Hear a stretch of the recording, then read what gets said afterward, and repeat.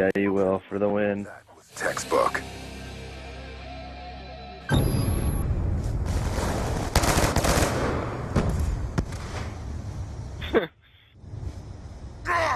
Doink. That was awesome. Dead. If we could ask him, he'd probably agree with you. Aren't you the funny one? How long do we wait out here? As long as we have to. What's going on, YouTube? Doom bringing you a quick nuclear on Nuketown 2025. I'm going to add a song to the end of the video that I hope you guys enjoy. Thanks again for watching. Add a like rating if you would like. And anyways, have a great day. Alright everyone, future me here. Hope you're enjoying this video. We've got a lot of ground to cover here in a short time, so I'm going to get right to it.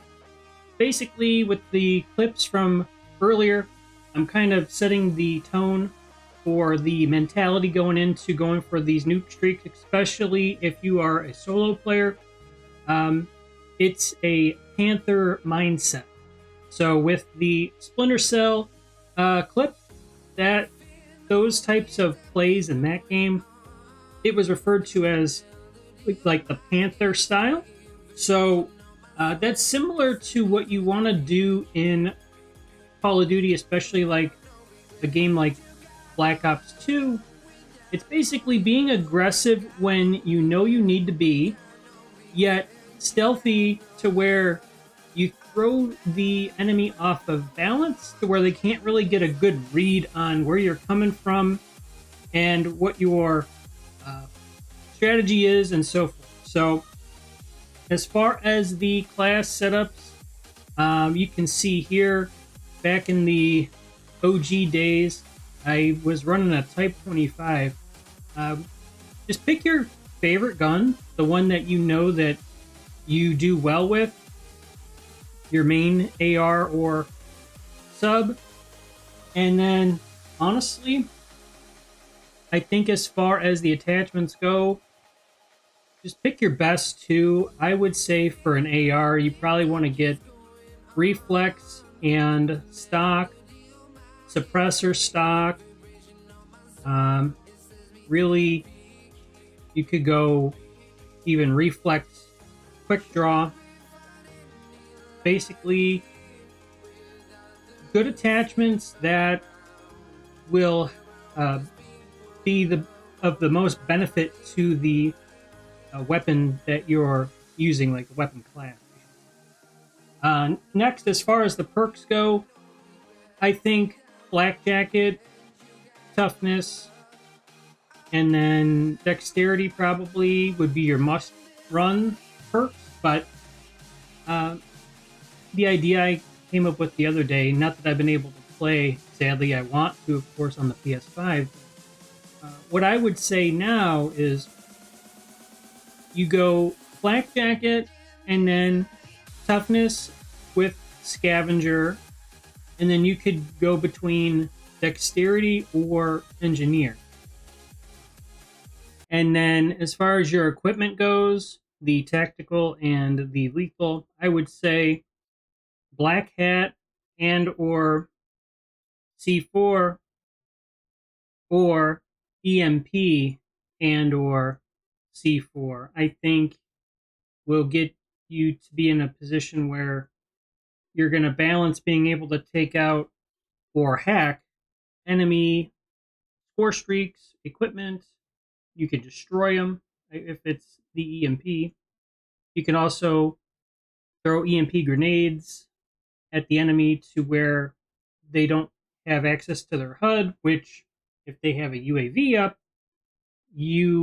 because you're not going to be running Ghost, you would show up on their radar. So it could be good to throw an EMP, and with Scavenger, you're going to basically ensure that you're resupplying your tacticals and lethals, as well as, the ammo for your main weapon, since you're not going to be running a secondary with this class setup.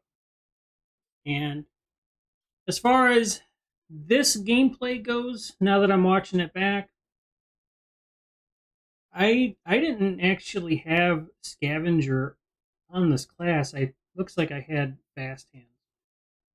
And again earlier on playing BO2 and then even Cold War, I was still getting my bearings of how I wanted to play. Like, what was what was my play style that was just going to be effective to where I could consistently get nuclears. And in this game, I know that you don't drop a nuke in the modern sense of you win the game and whatnot, but when I was going for these medals back in the day, and even what I would do now too, that really didn't bother me because to me, a nuclear is a nuclear, right? And some of these opponents, they know that you're on a nuke streak. They know you're on a big streak, right? So they're going to be giving you everything they got. So if you can still get a nuke despite their best efforts, then I think that that is worth going for. And certainly can be something where you can get multiple nukes in the same match because it is just a medal. It's not a game-ending streak, right? So you can get multiple nukes and kind of test yourself to see how many you can get in a particular match. So we've gone over the mindset. We've gone over the class setup. Basically, you want to stick to, I would say, suppressed weapons. And if you go loud, more than likely you're in a party of a couple people where you can kind of get away with that. I think in this gameplay, yeah, I mean, I'm running unsuppressed, but with the shotgun, that's kind of expected. So you don't, like with weapons, like typically like a type or something like that that's fairly loud, I would say you want to run suppressor where possible. And then as far as settings and stuff like that go, you're watching this in 720p, and I think the FPS was, or the hertz that I was playing on was 60 at the time. Probably you might notice a difference between this version of the game, the 360, and then the PS4 or the PS5 ports, which I think even with 1080p 60 FPS, inherently you're going to get a little bit more input delay than you would with 720. That's just, how it is. But it's all relative to what other people are running, right? So if everyone's playing 1080, so are you, well, then you want to just make those other subtle adjustments that can give you an edge in these lobbies. And I'm going to just briefly list them here. And I'll probably put it in a comment as well. So we're going to start from the top. Again, I don't have a PS5, but these are suggestions from players that have a PS5 that have served them well, seemingly, and you could try them out for yourself. But basically, from the top here, we're going to go, you want to go default over performance for, I think it's a general setting. You want to go 1080p instead of 1440 or anything higher because you're just going to get more input delay for no visual improvement for the graphics. HDR off, and then make sure with your controller that you have all your dead zones, your trigger stops, like the most minimal delay and optimal like setting per your preference, that it just has good flow to where you're pretty accurate but still pretty mobile at the same time. Just a good balance there. And then just make sure that you have an open NAT, or if it's moderate, that's not bad either. You don't want strict, that wouldn't be good.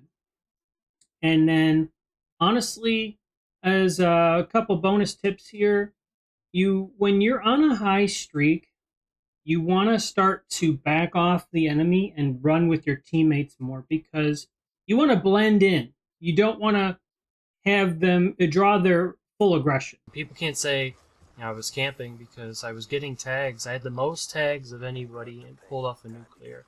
Hope you guys enjoyed. Doombringer out.